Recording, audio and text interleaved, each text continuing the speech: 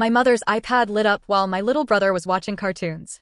My fiancé's name appeared first. Then one message loaded that made my hands go numb.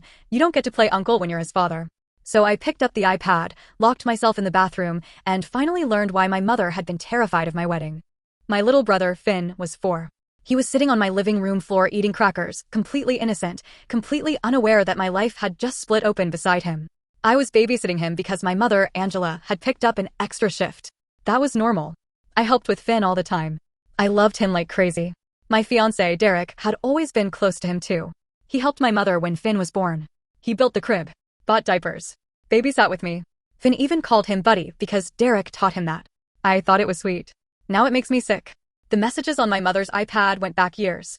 Some were angry. Some were guilty. Some sounded like two people trying to keep a wall from collapsing. My mother wrote, I can't keep watching her plan a life with you. Derek wrote, we agreed this was best for Finn. Then my mother wrote the line that destroyed me. You don't get to play uncle when you're his father. I read it over and over, waiting for it to mean something else. It didn't.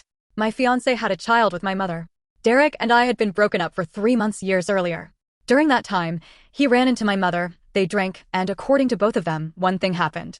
Months later, my mother got pregnant. She claimed the father was some man who disappeared. I believed her. I went to appointments.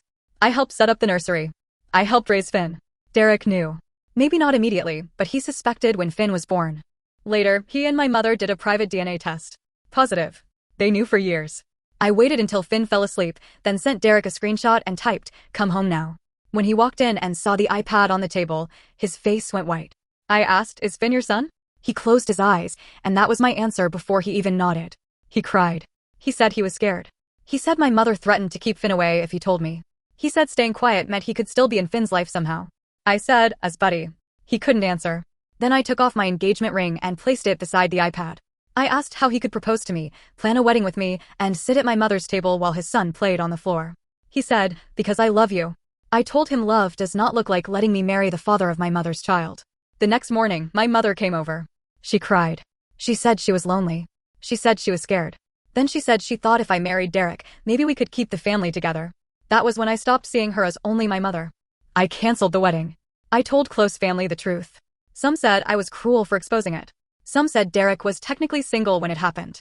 Everyone kept saying to think of Finn, as if I wasn't thinking of him every second. I still see Finn sometimes through my aunt, because he is innocent. But I keep my distance from my mother and Derek. They built the lie together. Now they can stand in the wreckage together.